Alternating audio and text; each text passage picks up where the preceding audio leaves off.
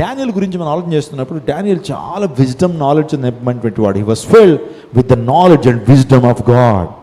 దేవుని కొరకు ప్రకాశించినటువంటి వాడు, ఆకాశమందు జ్యోతి వలె ప్రకాశించినటువంటి వాడు డానియేలు దేవతల జ్ఞానం కలిగినటువంటి అంత గొప్ప జ్ఞానాన్ని, పాండిత్యాన్ని ఎలా సంపాదించాడు? ఒక వ్యక్తికి వచ్చిన కళను కూడా చెప్పగలిగినటువంటి ఆ పాండిత్యము, జ్ఞానము దానియేలుకి ఎలా వచ్చింది?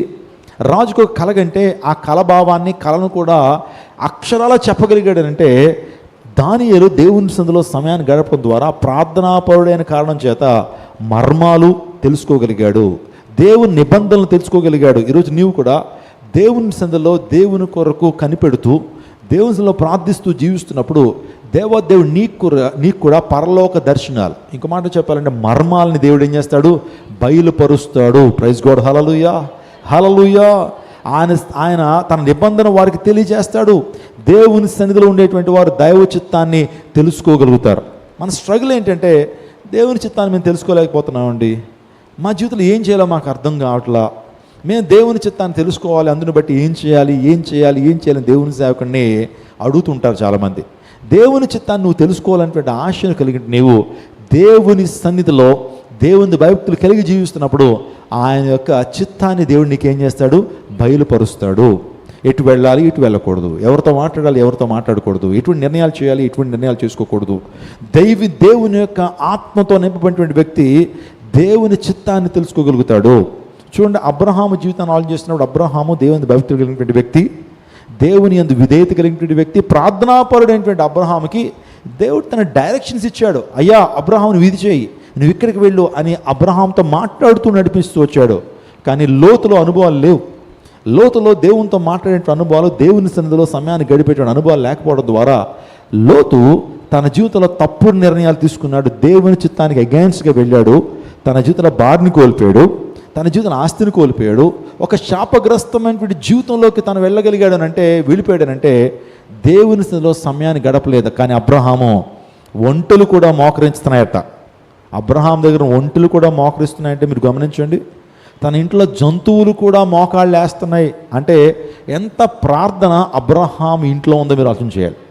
దేవుని సన్నిధిని అతడు అనుభవించడం మాత్రమే కాకుండా తనతో ఉన్నటువంటి 318 మంది పనివారికి కూడా దేవుని సన్నిధిని పరిచయం చేశాడు. మన ఇంట్లో ఉన్నటువంటి పెట్స్ కూడా అవి కూడా ప్రార్థనకు రెస్పాండ్ అవుతున్నాయంటే అబ్రహాం ఇంట్లో ఎంత ఆత్మీయత ఉందో మీరు ఆలోచన చేయాలి.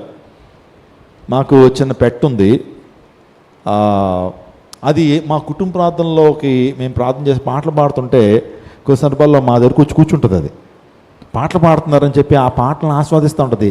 మీకు తెలుసో తెలియదో, కుక్కలు ఇలాంటివి జంతువులు కూడా సంగీతాన్ని ఏం చేస్తాయి? ఆస్వాదిస్తాయి. పాటలు పాడుతున్నప్పుడు ఆ కుటుంబ ప్రార్థనలు అది ఉంటుంది. కుటుంబ ప్రార్థన అయ్యేంత వరకు అక్కడే కూర్చుంటూ ఉంటుంది. అయిపోయిన తర్వాత ఏ మంచం కింద దాని స్థానానికి వెళ్ళిపోద్ది. అంటే చూడండి, అబ్రహాం ఇంట్లో ఒంటెలు కూడా మోకరించినాయంటే అబ్రహాం ఇంట్లో ఎంత దైవిక సన్నిధి ఉందో మీరు ఆలోచన చేయండి. ఎంత ప్రార్థనా జీవితాన్ని అబ్రహాం కలిగి ఉన్నాడో మీరు ఆలోచన చేయండి. ఒక సూటి ప్రశ్న, మీ ఇంట్లో కుటుంబ ప్రార్థన ఉందా? మీ ఇంట్లో కుటుంబ ప్రార్థన అనే బలిపీఠాన్ని మీరు కడుతున్నారా? కుటుంబ ప్రార్థన అంటే 3 గంటలు చేయమని అని అంటలా. కుటుంబ ప్రార్థన అంటే గంట సేపు చేయమని అని అంటలా. కనీసం 10 నిమిషాలు, కనీసం 15 నిమిషాలు కుటుంబ ప్రార్థన చేస్తున్నారా? సమయాన్ని వెచ్చిస్తున్నారా? మీరు కూర్చుంటే చక్కగా ప్రార్థన చేసుకోగలుగుతారు. కానీ ఆ కూర్చోవటమే ప్రాబ్లం అవుతుందండి. అందరినీ గ్యాదర్ చేయడమే ప్రాబ్లం అవుతుంది. మొదట నువ్వు ప్రారంభించు. ఒకవేళ స్త్రీవైతే నువ్వు మొదలుపెట్టు. మీ అమ్మాయిని పిలువు, మీ అబ్బాయిని పిలువు, రారా కుటుంబ ప్రార్థన చేసుకుందాం. మొదట రారు, నువ్వు చెయ్యి. తర్వాత నీ భర్త గారిని పిలువు. లేకపోతే పురుషులైతే రక్షణలో కొద్దిగా ఆత్మీయంగా ఎదుగుతున్నటువంటి కుటుంబాలైతే, కొన్ని కుటుంబాల్లో అయితే ఆ భర్తలు కొంత ముందంజలో ఉంటారు భక్తిలో, స్త్రీలు అంత ఆసక్తి చూపినటువంటి వారు కుటుంబాలు ఉంటారు. కొన్ని కుటుంబాల్లో స్త్రీలు చాలా చాలా దేవుని కొరకు రోషం ఉంటుంది, పురుషులకి ఉండదు. ఎవరికైతే దేవుని పట్ల రోషం ఉందో, దేవుని కార్యాల పట్ల ఆసక్తి ఉందో వారు మొదలు పెట్టండి. బైబిల్ పట్టుకుని పాట మీరు ప్రారంభించండి. రమ్మని పిలవండి.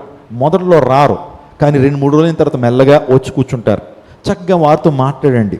ఒకవేళ నీకు తెలిసినటువంటి మాటలు ఏదైతే ఉన్నాయో, చదువుతావు కదా వాక్యం, దాన్ని టీచ్ చేయండి. నీకు ఏమైతే అర్థమైందో అది నీ బిడ్డలకు బోధించండి. సో వారు స్కూల్లో కానీ కాలేజీలో వారి పరిస్థితులు ఎలా ఉన్నాయో అడగండి కుటుంబ ప్రార్థనలోనే. సో మీరు ఏదైనా సజెషన్స్ ఇవ్వాలనుకుంటే దైవికంగా ఇవ్వండి.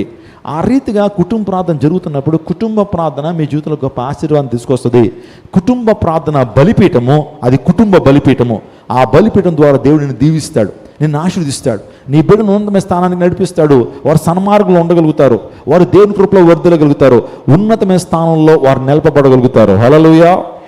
మా చిన్నప్పుడు మా తండ్రి గారు ఎంత బిజీ అయినా, మా తల్లిగారు ఎంత బిజీ అయినా పరిచర్లో, మా ఇంట్లో ఖచ్చితంగా ఒక కుటుంబ ప్రార్థన జరిగేది. కుటుంబ ప్రార్థనలో కూర్చోవలసిందే. కుటుంబ ప్రార్థన నుంచి నేను దీవించబడటం మొదలుపెట్టాను. ఈ రోజున ఇంత ఆత్మీయ స్థితిలో ఉండటానికి, అనేక మందికి ఆత్మీయ తండ్రిగా మీకు వాక్యాన్ని అందించడానికి, స్పిరిచువల్ మెంటర్గా మిమ్మల్ని నడిపించడానికి ప్రాముఖ్యమైన కారణం ఏంటి తెలుసా? చిన్ననాటి నుంచి కూడా కుటుంబ ప్రార్థనలో ఎదిగినటువంటి అనుభవాలు, కుటుంబ ప్రార్థనలో చాలా విషయాలు నేర్చుకోవటం జరిగింది. దేవుని వాక్యాన్ని కుటుంబ ప్రార్థనలో తెలుసుకోవడానికి దేవుడు కృప చూపించాడు. అందరూ బట్టి మీ కుటుంబాల్లో కూడా కుటుంబ ప్రార్థన ఖచ్చితంగా చేసుకోండి. అది ఉదయమా, మధ్యాహ్నమా, రాత్రా, అది it doesn't matter with God.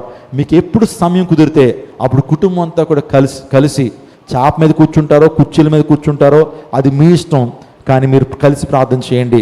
కుటుంబం అంతా కూడా కనీసం ఒక పావు గంట సేపు అన్నా సరే ఒక పాట పాడుకోవటం, దేవుని వాక్యాన్ని చదువుకోవటం, కొంతమంది ప్రార్థన చేయటం, అలాంటి అనుభవాలు ఉన్నప్పుడు మీ కుటుంబాన్ని బహుగా దేవుడు దీవిస్తాడు. ఆమెను చెప్పండి. హల్లెలూయా. చేస్తారా? కనీసం ప్రయత్నం చేస్తారు. పాస్టర్ గారు కనీసం ప్రయత్నం చేస్తామనుకుంటారు. చేతులు ఎత్తండి ఒకసారి. Praise the Lord. దేవుడు మిమ్మల్ని దీవించును గాక. దయచేసి దీన్ని ఇంప్లిమెంట్ చేయండి మీ జీవితంలోకి. దేవుని ఆశీర్వాదం మీరు పొందుకుంటారు.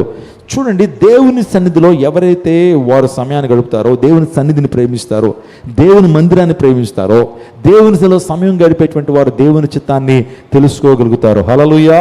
అబ్రహాము సందర్భం వచ్చింది కాబట్టి అబ్రహాంతో దేవుడు ఒక సందర్భంలో ఏమంటాడు తెలుసా? అబ్రహాము, నేను చేయబోయేటువంటి కార్యాన్ని అబ్రహాముకు దాచెదనా. అబ్బా, దేవుడు ఏదన్నా కార్యం చేస్తే అబ్రహాం దాచకుండా ఉండలేడంట. అబ్రహాముకి చెప్పకుండా ఉండలేడట. అబ్రహాముకి చెప్తాడట. సొదొమ గొమొర్రా పరిస్థితుల గురించి అబ్రహాముకి చెప్తున్నాడు. అబ్రహాము, ఒక పట్టణం ఉందయ్యా, ఆ పట్టణం పేరు సొదొమ గొమొర్రా, అంటే 2 జంట నగరాలు అవి. ఆ యొక్క నగరాలు నా యొక్క దృష్టికి చాలా బహుఘోరమైనటువంటి పాపకార్యాలు చేస్తున్నారయ్యా, చాలా వేదన కలుగుతుందయ్యా ఆ పట్టణాలను చూస్తున్నప్పుడు. ఎన్నో సందర్భాల్లో ప్రవక్తలను పంపించాను, కానీ ఆ ప్రవక్తల మాటలు వారు వినలేదు. ఎంత భయంకరం అంటే సృష్టికి విరుద్ధమైనటువంటి కార్యాలు వారు చేస్తున్నారు. ఇంకా వారు కుడి ఎడమలకు తేడా తెలియనటువంటి అంత గొప్ప హీనులైపోయారు. భక్తిహీనత వారిలో ఉంది. అందుని బట్టి వారిని ఆ పట్టణాలను ఉంచాలనుకోవట్లేదు. ఎందుకంటే రాబోతున్న తరాలు కూడా శపించబడుతున్నాయి ఆ పట్టణాల ద్వారా. అందుని బట్టి నేను పరితాపం ఆ పట్టణాల మీద కలిగి ఉన్నాను. కాబట్టి ఆ పట్టణాన్ని నేను అగ్నిగంధకాల చేత నాశనం చేయాలనుకుంటున్నాను. ఎవరికి చెప్పాడు? అబ్రహాముకి చెప్పాడు. అబ్రహాంకి చెప్పాల్సిన అవసరం ఏముంది? కానీ అబ్రహాముకి చెప్పాడు. చెప్పిన తర్వాత అబ్రహాం యొక్క కన్సర్న్ ఏంటంటే, ఆ యొక్క పట్టణాల్లో ఎవరున్నారు? తన తమ్ముడు ఉన్నాడు. ఎవరు? లోతు సందర్భం వచ్చింది. లోతుతో మాట్లాడుతున్నాడు. లోతు ఆ ప్రాంతంలో ఉండిపోయాడు. అబ్రహాము దేవునితో ఏం చేస్తున్నాడు? బార్గెన్ చేస్తున్నాడు. ఏం చేస్తున్నాడు? బేరం ఆడుతున్నాడు. ప్రభువా, ఎందుకయ్యా ఆ పట్టణాన్ని నాశనం చేసేయటం? ఆ పట్టణంలో 50 మంది ఉంటే, 50 మంది ఎవరు? నీతిమంతులు ఉంటే ఆ పట్టణాన్ని కాపాడుతావు నాయనా. Why not? 50 మంది ఉంటే ఏం చేస్తాను? కాపాడుతాను అన్నాడు. ఇంతకీ చూస్తే ఆ పట్టణంలో ఎంతమంది నీతిమంతులు లేరు? 50 మంది నీతిమంతులు లేరు. వెంటనే 5 తగ్గించాడు. ఏం తగ్గించాడు? ప్రభు, 45 మంది నీతిమంతులు ఉంటే ఆ పట్టణాన్ని కాపాడుతావా? Why not? 45 అన్నాడు. 45 ఉంటే కాపాడుతానన్నాడు. కానీ విచారం ఏంటి తెలుసా? 45 మంది కూడా లేరు. ఆ తర్వాత 40 అన్నాడు. 40 ఉంటే కాపాడేస్తానయ్యా, ఆ పట్టణాన్ని నాశనం చేయను అన్నాడు. 40 లేరు. 30, 20, 10. దుస్థితి ఏంటంటే అక్కడ లోతు తప్ప ఇంకే ఒక్కరు కూడా దేవుని ఎరిగినటువంటి వారు లేరు. అబ్రహాం విసిగిపోయాడు. ఏమండి, బార్గెన్ చేయడానికి కూడా కొన్ని లిమిట్స్ ఉంటాయి. 1000 రూపాయలు అన్నాడు అనుకోండి, మనం 900 అంటాం, 800 అంటాం, 600 అంటాం, 700 అంటాం, 500 అంటాం. 50 రూపాయలకి ఇస్తావా అన్నాం అనుకోండి, ఆడు పైనుంచి ఇలా చూస్తాడు. నేను చెప్పిన ప్రైస్ ఎంత, మీరు అడిగిన బేరం ఏంటి? 1000 రూపాయలు సరికి 50 రూపాయలకి వెళ్ళవమ్మా, ఎలాంటి వాళ్ళు తగులుతారని చెప్పి తిట్టుకుంటాడు, విసుక్కుంటాడు. బేరానికి కూడా ఏముంటుంది? లిమిట్స్ ఉంటాయి. బేరం ఉందని చెప్పి అంత భయంకరంగా బేరం ఆడి వాళ్ళని ఇబ్బంది పెట్టద్దు. ఓకేనా? సో అని మోసగాళ్ళని కూడా నేను ఎంకరేజ్ చేయమని అనట్లేదు. కానీ సో అబ్రహాం కూడా విసుగొచ్చింది. 45, 50 నుంచి మొదలెట్టాడు. 45, 40, 30, 20, 10. ఇంకేం మాట్లాడలేకపోతున్నాడు. ప్రభా, ఆ పట్టణం అంత దుస్థితి అయినప్పుడు నువ్వు చేయాల్సింది చేసేయి అని అబ్రహాము దేవునితో ఏం చేస్తున్నాడు? ఒక రకంగా చెప్పాలంటే కన్సర్న్ చూపించని విజ్ఞాపన చేస్తున్నాడు.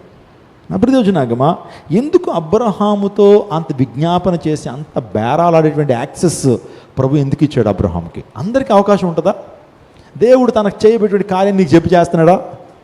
అంత ఆత్మీయత మనలో ఉందా? అంత ప్రార్థనా జీవితం మనలో ఉందా? అంత విశ్వాసం మనలో ఉంటే దేవుడు ఖచ్చితంగా తన ఆలోచన విధానాన్ని మనకు తెలియజేస్తాడు. మన యొక్క సజెషన్ కూడా కన్సిడరేషన్లోకి తీసుకుంటాడు.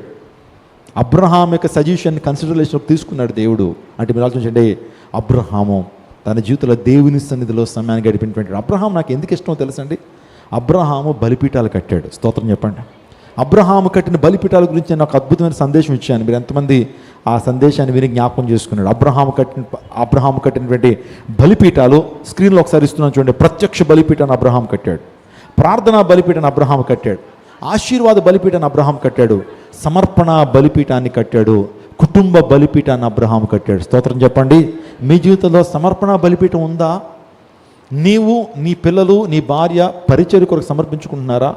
దేవుని కోసం ఏదన్నా సమర్పించుకున్నావు నీ లైఫ్లో? మందిర నిర్మాణం జరుగుతుంది, మందిర నిర్మాణానికి చాలా ధనం అవసరం కాబట్టి నీ ధనాన్ని సమర్పించుకుంటున్నావా దేవుని యొక్క రాజ్య విస్తరణ కొరకు? ఒక రీతిగా ఇక్కడ చాలా పరిచర్య జరుగుతుంది. ఈ ప్రాంతాన్ని అంతా కూడా ఆదివారం వచ్చేటప్పటికి అన్నీ కూడా ఈ ఎంటీ హాల్ని మొత్తం అంతా ఏం చేయాలి? సుందరీకరణ చేయాలి. మీరందరూ కూర్చోవడానికి అనువైన వాతావరణం ఈ ప్రాంతంలో క్రియేట్ చేయాలి.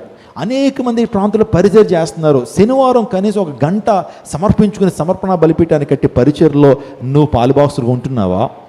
లేకపోతే నీ సమయాన్ని, నీ ధనాన్ని, ఇంకో మాట చెప్పాలంటే నీ తలాంతుల్ని ప్రభుకు సమర్పిస్తున్నావా? సమర్పణ బలిపీఠం నీకుందా? అబ్రహాం యొక్క సమర్పణ మనకి రాదు. ఎందుకంటే తన ఏకైక కుమారుని దేవునికి దహన బలి అర్పించడానికి అబ్రహాము సిద్ధపడి సమర్పణ బలిపీఠాన్ని మోరియా పర్వతం మీద కడితే అబ్రహాముని దేవుడు బహుగా దీవించాడు.